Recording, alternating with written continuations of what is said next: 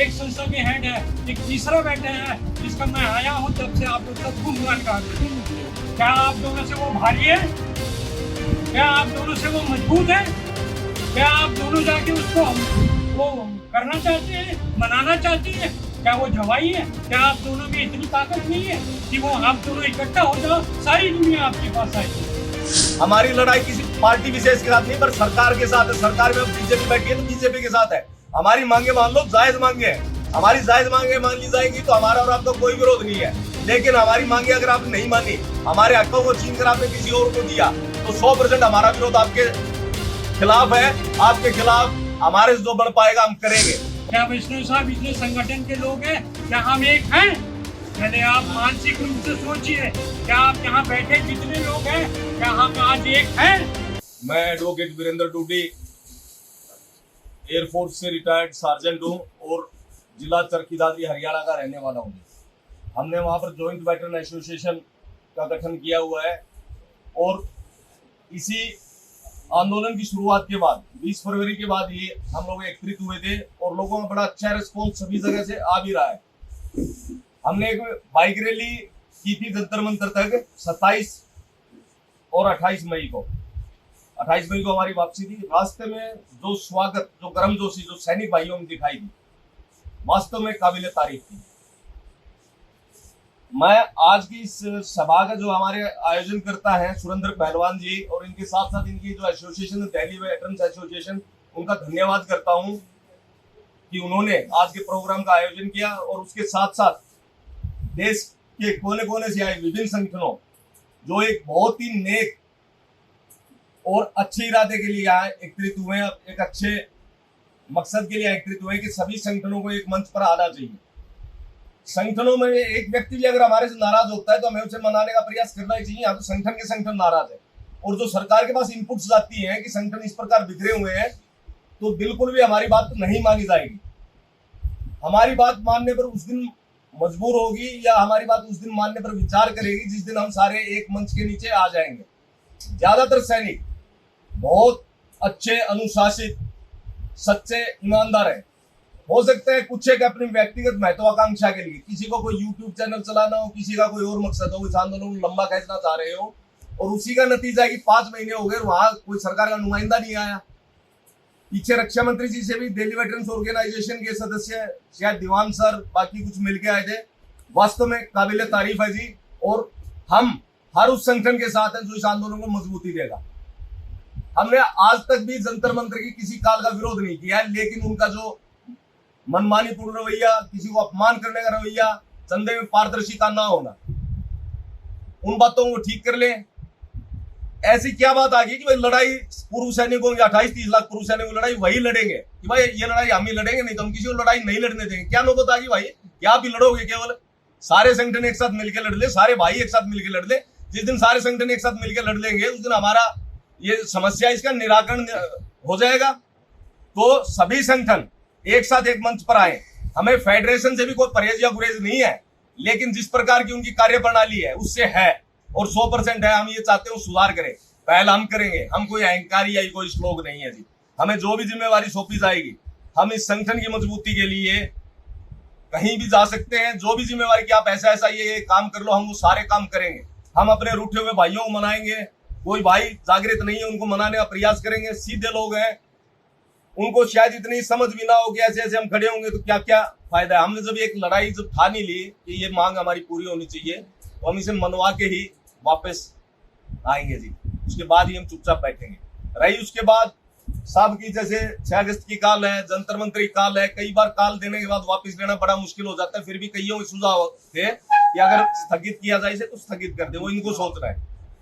उसके अलावा जो कई साथियों ने 15 सितंबर की रेवाड़ी रैली का विचार दिया, वास्तव में वो एक ऐतिहासिक स्थल है, क्योंकि सत्ता में आने से पहले 15 सितंबर 2013 को मोदी जी ने वहीं पर यह कहा था कि हमारी सरकार आते ही पहली कलम से हम पूर्ण रूप से इसे लागू करेंगे, ना कि छलावा मात्र जैसा कि अब हो गया। तो जो भी विसंगतियां हैं उनको दूर करें और सभी संगठन उस रैली के लिए मेरा सुझाव है उनसे कि सपोर्ट करें और हम एक ऐसी रैली ठोकेंगे वही दिन होगा, वही जगह होगी, समय भी वही होगा उन्होंने जिस समय शुरू करी थी, और संख्या बल हम चाहेंगे उससे 10 गुना हो वहां पर, ताकि सरकार की, हमारी लड़ाई किसी पार्टी विशेष के साथ नहीं पर सरकार के साथ है। सरकार में बीजेपी बैठी है तो बीजेपी के साथ है। हमारी मांगे मान लो, जायज मांगे हैं, हमारी जायज मांगे मान ली जाएंगी तो हमारा और आपका कोई विरोध नहीं है। लेकिन हमारी मांगे अगर आपने नहीं मानी, हमारे हकों को छीन कर आपने किसी और को दिया, तो 100% हमारा विरोध आपके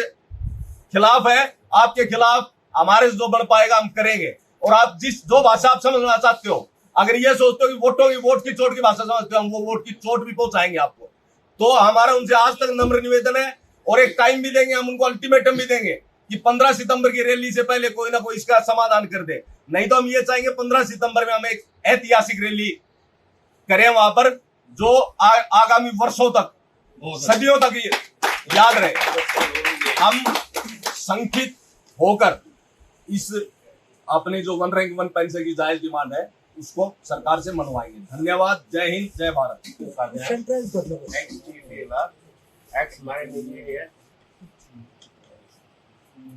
प्रेसिडेंट वेटरन्स डीसीओ और एसोसिएशन रोहतक,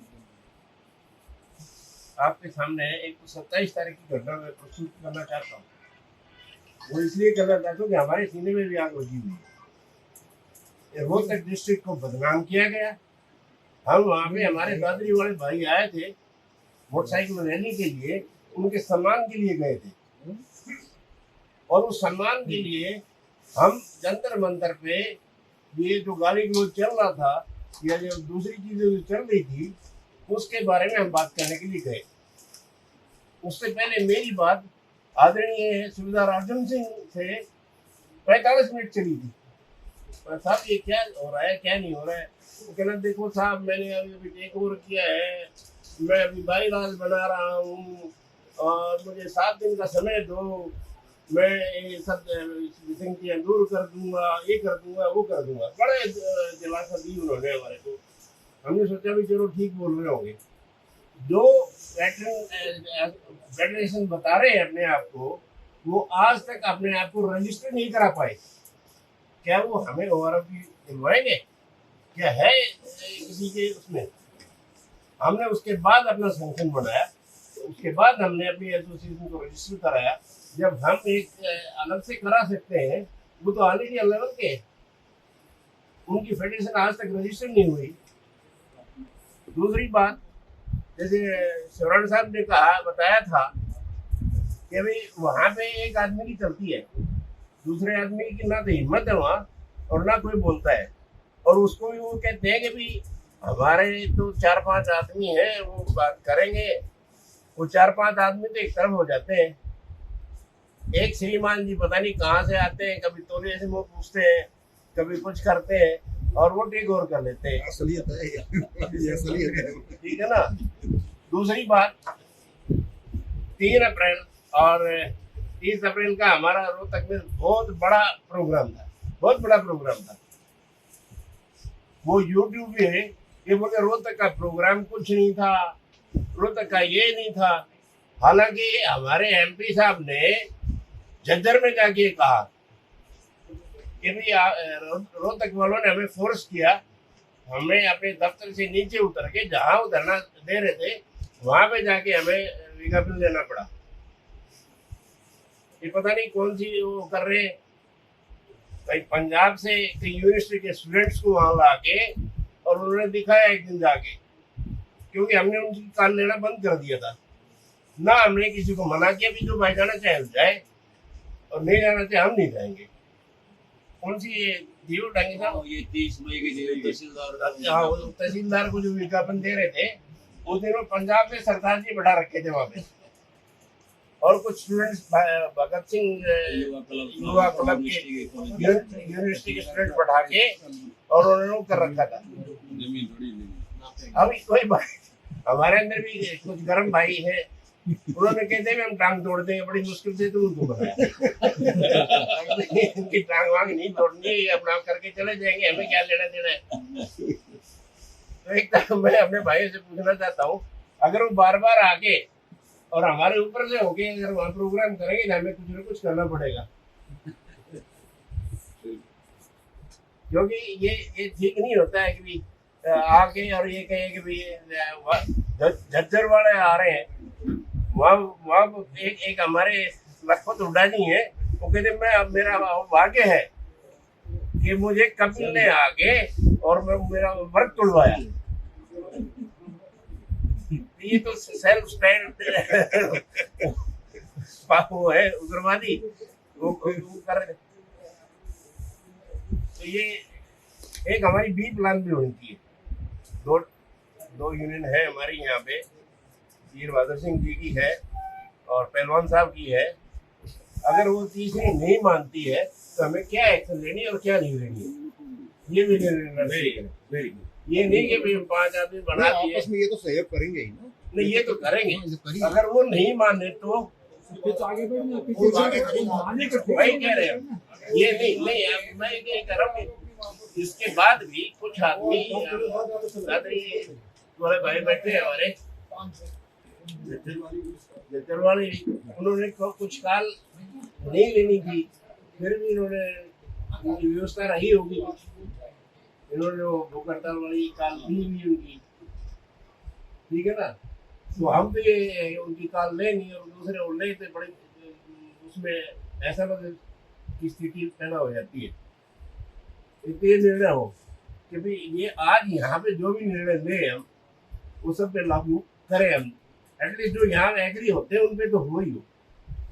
ये नहीं कि हम दोनों हाथों में लड्डू नहीं लड़ना चाहते। और अब तालियां बजी गई हैं। नमस्कार, मैं एयरफोर्स से रिटायर्ड हूँ और मेरा एक मिशन है, मिशन 2029 वेटरन प्राइम मिनिस्टर। आपको हंसी लगे तो हंसना, अगर आपको अच्छा लगे तो इस कार्य में सहयोग देना। आप सभी जितने भी संगठन हैं आज की तारीख से अपने अपने एरिया में जाइए और मेरे ख्याल से 15 दिन के अंदर 15 दिन में एक बार आप एक झंडा यात्रा अपने एरिया में लगाइए। इस तरह और आपके जो भी संगठन के जितने भी लोग हैं वो महीने 1.5 महीने के अंदर सारे के सारे प्रेजेंट होना चाहिए। ये नहीं कि आप संगठन चला रहे, मीटिंग कर रहे, 5 आदमी आ रहे, 50 आदमी गायब है। ऐसे मत कीजिए, ऐसे मत होने दीजिए, तभी हम संगठित हो पाएंगे। और ORP ये क्या मुद्दा है? क्या हम सैनिकों को सरकारों से भीख मांगने का नौबत आ गया? क्या हम किस किस सरकार से अपने अधिकार के लिए भीख मांगते रहे? इसीलिए मेरा विचार है ये काम करते करते ही हमें एक पैरेलल पॉलिटिकल पार्टी बना के पूरे देश में मूव करना चाहिए। फौजी ईमानदार होता है, किसान ईमानदार होता है, मजदूर भी ईमानदार होता है, जितने भी गवर्नमेंट सर्वेंट जो वो हो गए हैं, रिटायर्ड हो गए हैं, इन सबको आप मिला सकते हैं। और यंग ब्रिगेड को भी हम ये कह सकते हैं कि भाई जब हमारी सरकार आएगी तो जैसे कहते हैं ना कि बाहर में फॉरेन में प्लेसमेंट होता है, तो गवर्नमेंट इंडिया, हमारी गवर्नमेंट फॉरेन प्लेसमेंट करेगी। इस हिसाब से युवकों को वहाँ पे नौकरी दी जाएगी, पूरे वर्ल्ड के अंदर दी जाएगी। ये जिम्मेदारी हमारी ली जाए, हम लेंगे। क्या मैं एक छोटा सा मेरा प्रश्न है, वीर बहादुर जी बैठे हैं, एक संस्था के हेड है, एक पहलवान जी बैठे हैं, एक संस्था के हेड है, एक तीसरा बैठे हैं जिसका मैं आया हूँ तब से आप लोग सब गुणगान गा रहे हो। क्या आप दोनों से वो भारी है? क्या आप दोनों से वो मजबूत है? क्या आप दोनों जाके उसको वो करना चाहते हैं, मनाना चाहते हैं? क्या वो जवाई है? क्या आप दोनों में इतनी ताकत नहीं है कि वो आप दोनों इकट्ठा हो जाओ, सारी दुनिया आपके पास आएगी? आप क्यों जा रहे हो उसको मनाने के लिए? वो जो हेड अमन आदमी है उसके लिए आप क्यों जा रहे हो? क्यों आप बार बार सर जी, आप जितने बार भी जाओगे उसका सर ऊपर जाएगा और आपको नीचा ही समझेगा। ये आपकी कमजोरी होगी जो आप जाओगे उसको मनाओगे। पहले आप अपनी संगठन खूब मजबूत करो, सारी दुनिया आपके पीछे आ जाएगी। बस ये है कि आज यहाँ बात कर रहे हैं, जा रहे हैं, परसों नहीं होना कि उधर भाग गए। पिछली मीटिंग में वैष्णव साहब आए थे, मैंने यही बात कही थी, क्या वैष्णव साहब इतने संगठन के लोग हैं, क्या हम एक हैं? पहले आप मानसिक रूप से सोचिए, क्या आप यहाँ बैठे जितने लोग हैं क्या हम आज एक हैं? मानसिक रूप से एक हैं? क्या वीर बहादुर सिंह और पहलवान जी अपने दोनों संगठन को मिला के एक मजबूत संगठन बनाना चाहते हैं कि बस टाइम पास के लिए हैं यहाँ पे? क्योंकि कल ऐसा ना हो कि आप दोनों आप अलग हो जाओ, जब आप यहाँ बैठे हो और एक विचार आपका मिल रहा है, तो इस देश को, इस पूरे सैनिक को, समाज को एक नई दिशा देने के लिए आप दोनों से मेरा रिक्वेस्ट है, आप दोनों एक होइए, मजबूत होइए, सारी दुनिया आपके पीछे रहेगी और मेरा जो सपना 2029 का है पूर्ण रूप से पूर्ण होगा। हो सकता है कल हम में इसी भाई बहनों से जो इलेक्शन जीत के आएगा वही देश का प्रधानमंत्री हो जाए, गृह मंत्री हो जाए, बाकी मंत्री हो जाए। जब देश एक अनपढ़ देश चला सकता है तो हम क्यों नहीं चला सकते? हम तो फौजी, पढ़े लिखे, अनुशासित है। मेरा इतना कह के आप लोगों से मेरा गुजारिश है, इस विषय पे अपना विचार कीजिए और अपने अपने जो भी एरिया के संगठन है उसको खूब मजबूत कीजिए, तन बन धन सबसे मजबूत कीजिए, तभी हम आगे बढ़ पाएंगे। मेरा विचार है कि जो तीसरा संगठन है उसके पास जाने के लिए कोई जरूरत नहीं है। आप जो मजबूत हो जाएंगे वो तीसरा अपने आप ऑटोमेटिक आएगा। इतना कहकर मैं सबका धन्यवाद करता हूँ।